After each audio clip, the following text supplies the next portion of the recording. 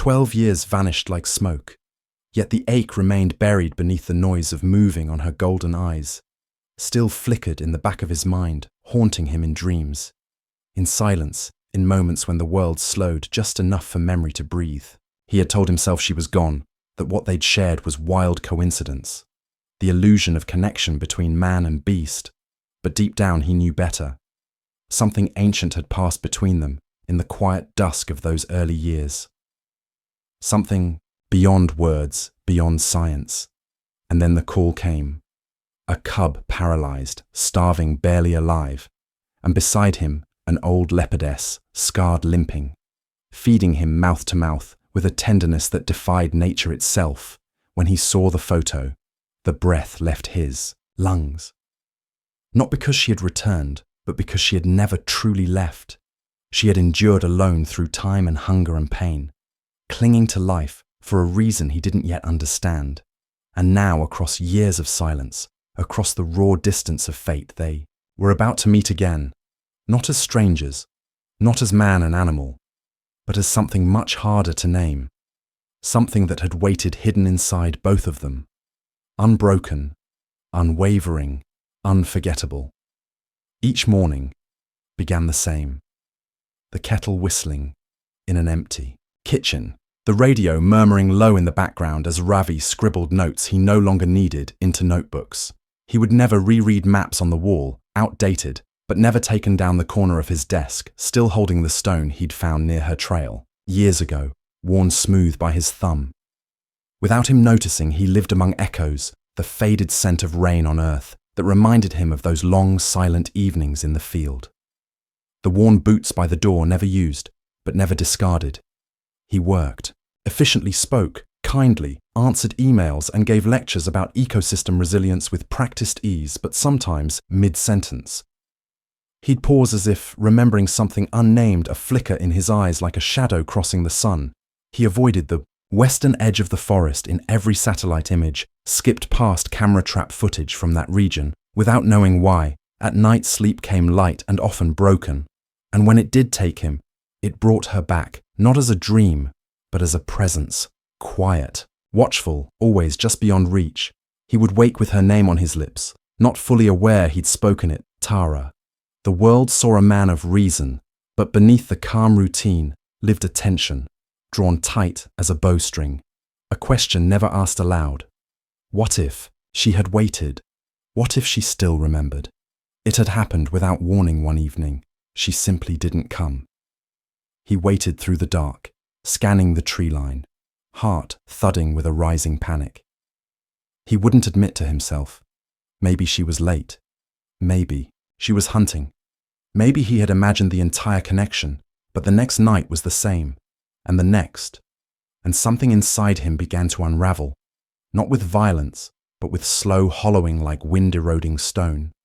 She was gone, and with her the stillness he had once trusted, the forest that had always breathed around him, now felt mute, airless, unfamiliar. He packed in silence, left the outpost days later. But the ache followed him heavier than his gear, and colder than the dawn winds over the years he learned to carry it well, the way some men wear old injuries beneath suits and smiles. His voice never trembled, but something in it always pulled back like a door half-closed Tara on the other side of the world. Tara lay low, her body aching in. New ways, her steps shorter, her movements measured. She no longer chased. She listened. She stayed hidden.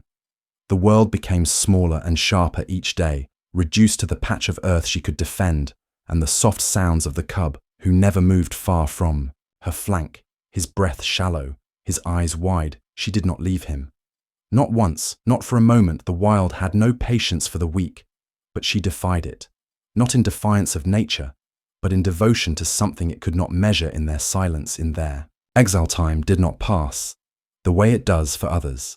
It folded, stretched, slowed each day, the same until time itself became a weight, pressing them inward, where memory was the only companion, where love was not loud but relentless. Let's take a short pause in the story, and I want to ask you something. Where are you listening from right now? Have you ever felt that strange pull, When someone, maybe a person or even an animal, remembered you after years apart. A glance, a moment, something unspoken that said, "I haven't forgotten you." If a story like that has ever touched your life, share it in the comments. I'd love to hear. And if these kinds of quiet, powerful moments speak to your heart, make sure to follow. There's much more to come. It started with an email. He almost deleted a field report buried under logistics and data rows, but then a line caught his eye. Cub found near Eastern Range. Partially paralyzed older female observed feeding it directly. Behavior noted as atypical. He clicked open the attached image without expectation, and the moment it loaded, the breath slammed out of him. She was there, older, thinner eyes, heavier, but unmistakable. The scar along her hind leg, faint but visible, a mark he knew like a name written. Under the skin, his pulse surged. Memories flooded too fast, too bright dusklight on her fur. The way she watched him from the ridge, silent and unafraid, the sound of her breathing. In the dark beyond his tent, then came the doubt. What if he was wrong? What if it was wishful thinking wrapped around coincidence? What if she didn't remember him? What if time had erased him completely? But deeper still, a question burned. What if she did? He paced the room, stared out windows that showed nothing but city sky war, waged inside him logic against longing caution, against the quiet voice that whispered, "Go." He hadn't felt this alive in years. Hadn't felt this afraid either. Because returning meant unsealing the part of him that had stayed closed for so long. The part that still waited silently every morning, when he made tea every night, when he dreamed of her, without knowing he had stood too long in silence. And now something in him moved, not gently, but with force, with urgency. He booked the first flight, packed.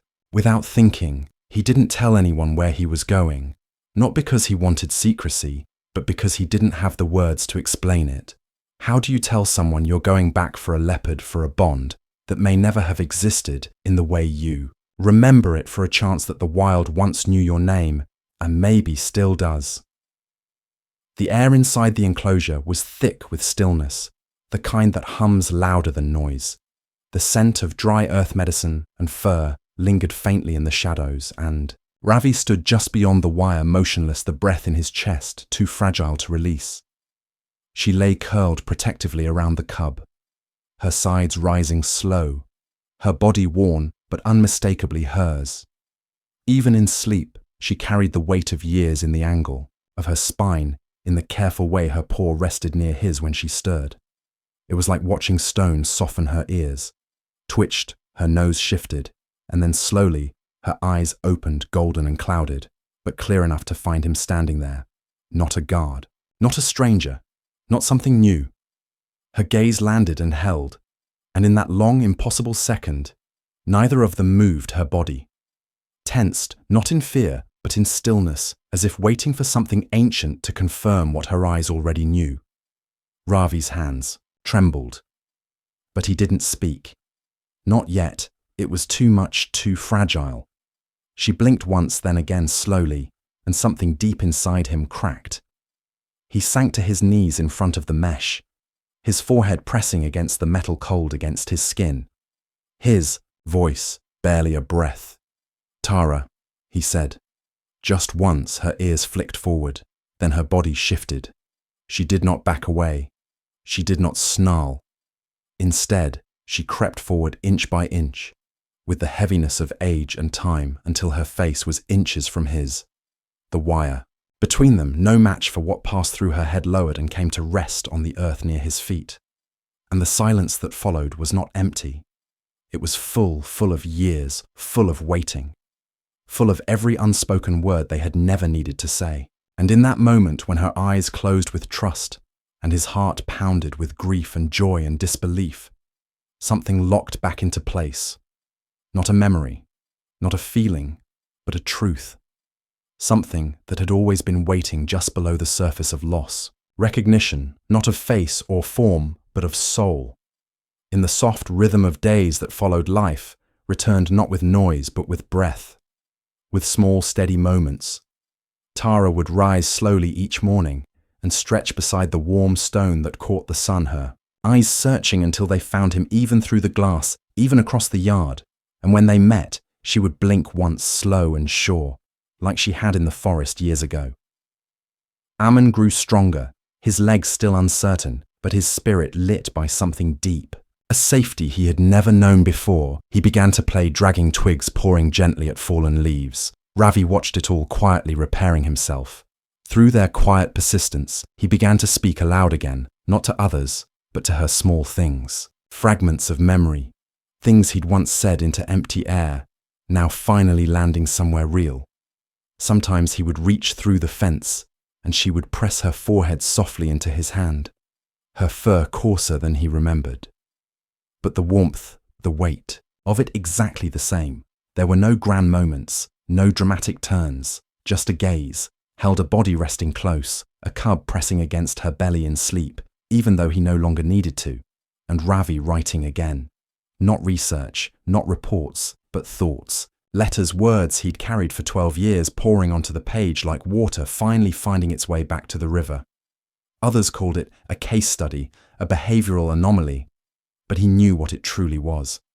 It was love, remembering itself, love that had waited, endured, aged, and still chosen to reach out again, not because it hoped, but because it knew.